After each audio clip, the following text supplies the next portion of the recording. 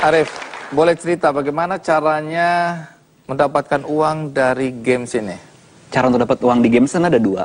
Ada bidang yang namanya serious game sama entertainment game. Yang kita tahu sebenarnya definisi game itu yang entertainment.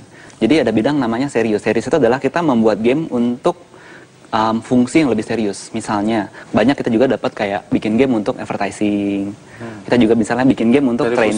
Perusahaan-perusahaan? Ya, dari perusahaan-perusahaan. Untuk training. Untuk Misalnya training. apa? Misalnya, yang paling simpel, misalnya training, kalau kebakaran apa yang harus dilakukan? Kita tahu kalau kebanyakan training itu dikasih video, kalau kebakaran kamu harus gini loh, jangan begini, jangan begini. Membosankan. Ya, jadi satu arah sifatnya. Kalau games, kita bisa mengajarkan experience itu dengan membuat dia banyak mati. Jadi secara nggak langsung gini, misalnya kebakaran nih, ini gamenya, bayangin ada adegan game, tiba-tiba lagi di kantor kerja kebakaran gitu kan, dia keluar. Ada asap banyak, dia terobos aja jalan di game, tutup, jalan bentar, duduk mati kan. Mati. Loh, kenapa Berarti saya mati? salah. Ulang lagi. Duduk mati lagi, sampai berkali-kali akhirnya dia sadar, oh saya nggak boleh lewat ini. Atau misalnya di lift, loh kenapa naik lift saya mati? Akhirnya secara subconsciously si orang itu punya pengalaman bahwa oh kalau kebakaran ini harus dilakukan karena ini saya udah Jadi pernah secara mati. tidak Gitu. sadar dia tahu nih, Benar. kalau kita menerobos asap Ya, akan mati. akan mati.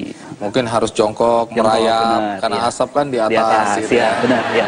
Ya, Ya. itu lift nggak boleh karena liftnya bisa berhenti karena dan- koslet atau lampu mati. Ya, benar. Dan kita mati. mati. Harus lewat tangga. Harus tangga, ya, benar. Oh, jadi diajarkan dengan bermain game, Ya, interaksi gitu, ya. ada interaksi. Benar. Oh, itu yang dikerjakan. Ya, itu salah satunya. Yang satu Dan lagi untuk itu dibayar ya? dibayar, Oke. benar. Kita Terus, dapat itu dari situ. yang Yang kedua, entertainment? kita bikin game entertainment yang benar-benar orang main dan karena dia main, dia suka dan dia bayar.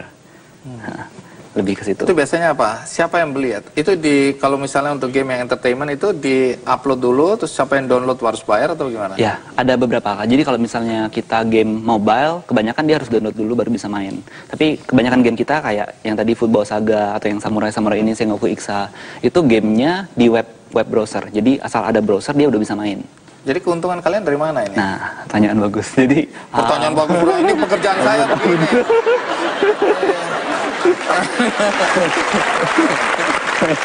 Ya.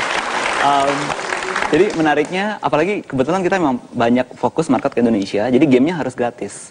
Jadi bayarnya dari mana? Misalnya kayak Football Saga atau Ixa. Jadi ada fitur-fitur khusus yang kalau kita bayar, kita bisa mendapatkannya. Jadi kayak misalnya, oh ini ada sepatu keren banget nih, bayar baru bisa dapat. Merchandise tapi in-game. Oh, di dalam game? Ya, jadi kalau Football Saga itu kan kita pemain sepak bola nih. Oh, okay. Terus kalau mau lebih jago, ada beli baju di sana. Tapi kalau beli baju pakai duit yang lebih, duit asli, bajunya bisa lebih bagus. Oh, baik. Udah berapa banyak games yang kalian buat? Banyak banget. Kalau sekarang dihitung mungkin sekitar 100-an lebih ada. Udah. Wow. Ya. Nah, di antara 100-an games tadi, mana yang paling populer? Untuk pasar Indonesia saat ini, Football Saga. Dan ini, Sengoku Ixa, yang saat ini paling. Tunggu, emang untuk pasar apa lagi kalian buat ini? Kita ada Selain pasar Indonesia? internasional juga. Oh, ada pasar internasional untuk juga? game yang untuk pasar internasional. Emang beda biasanya gamenya. Oh, jadi di Indonesia yang dikenal atau yang terkenal itu Football Saga. Football Saga dan ini, Samurai, Sengoku Ixa. kenapa namanya Sengoku? Oh, jadi itu game di era Sengoku. Sengoku tuh kayak zaman perang samurainya Jepang. Ixa tuh artinya ikusa, artinya perang. Oke. Nah, bisa nggak diperagakan gamesnya di sini supaya penonton bisa tahu game macam apa sih? Bisa. Ya, oke. Silakan. Oke. Nah, ini contoh game kita yang Football Saga. Nah, yang ini game Football Saga. Sebenarnya game itu simulasi bola.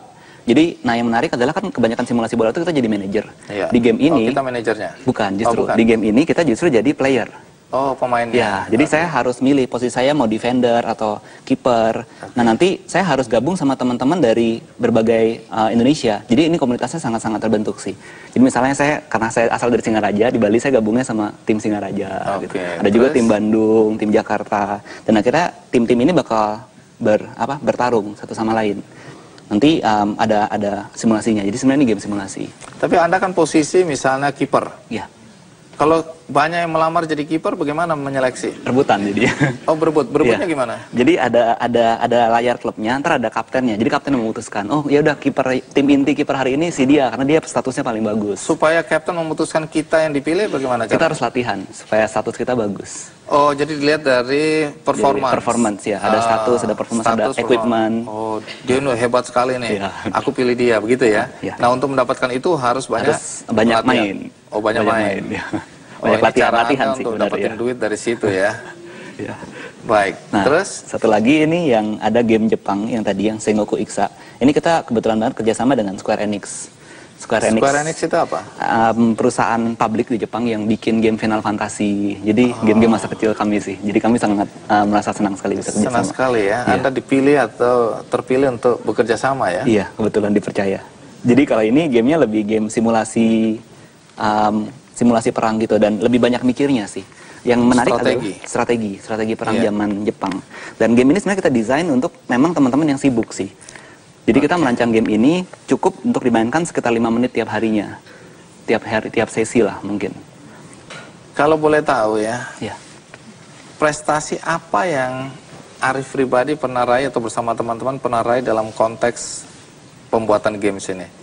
Kita bersyukur banget kita banyak dapat apresiasi. Salah satu mungkin yang sempat internasional kita pernah menang Flash Gaming Award. Itu yang waktu itu San Francisco itu 2010. Di Indonesia juga kebetulan kita banyak juga menang prestasi internasional award. ya? Prestasi internasional. Dari anak bangsa dari Indonesia. Ya. Kamu juga katanya sering diundang ya dalam events internasional untuk jadi pembicara. Oh iya, iya. Apa yang biasa disampaikan atau apa didiskusikan di... Ya, kita pernah sih. Jadi pernah beberapa kali berkesempatan jadi lebih ke arah mewakili industri Indonesia sih untuk sharing berbagi di sana bagaimana state industri kita, bagaimana kita bisa berkolaborasi dengan teman-teman dari industri yang udah lebih maju untuk bisa memajukan industri kita. Lebih banyak ke situ. Baik, Arif di usia 26 tahun, hebat ya. Tapi apa yang kamu impikan atau bersama teman-teman kalian impikan untuk diwujudkan? Ya, nah jadi kalau ini lanjutan dari cerita yang tadi. Jangan bilang pertanyaan bagus lagi ya. Ya, ini pekerjaanku ya bertanya tiap hari. Aku udah 30 tahun bertanya terus. Iya, nggak pernah ada jawabannya. Baik, apa yang kalian ingin wujudkan? Ya, jadi ini lanjutan dari yang tadi sih, yang anak kecil dan PR itu. Jadi sebenarnya kita nggak bilang bahwa interaksi PR salah, tapi kita melihat bahwa ada beberapa hal yang bisa diimprove supaya membuat PR lebih menyenangkan. Nah, jadi disitulah kami masuk sih. Kami merasa kami generasi gamers ini kita punya kehidupan yang cukup bahagia gara-gara kita ada games. Kami melihat gimana kalau kita bisa membantu untuk men-share elemen-elemen game ini bisa membuat kehidupan lebih bahagia. Misalnya kayak gimana nanti 20 tahun lagi petani kan naik traktor semua tuh karena lahannya udah besar-besar. Bosan kan pagi jam 8, jam 5 gitu. Generasi kita sih aduh kayaknya bosan banget. Tapi kalau misalnya traktornya ada gamenya, jadi itu traktor tuh udah ada petnya, ada monster-monster dia harus tabrakin kalau cowok. Kalau cewek ada wortel diambil-ambilin gitu. Tapi itu virtual dan dia merasa kerjaan petaninya kelar dan dia juga fun. Misalnya itu. Gimana naik sepeda jadi lebih seru karena keliling kotanya ada petanya, ada gamenya. Oh kalau kesini dapat wortel, kesini dapat poin 100. Ya hal seperti itu. Jadi kami ingin berusaha gimana cara kita bisa terus berkarya membuat game dan membantu untuk bisa membuat dunia ini jadi tempat yang lebih bahagia.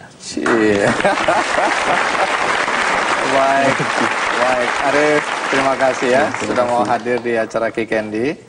Tamu kita berikutnya juga tidak kalah luar biasa karena dialah yang ikut terlibat dalam pembuatan komik-komik dengan tokoh-tokoh yang sangat terkenal di dunia.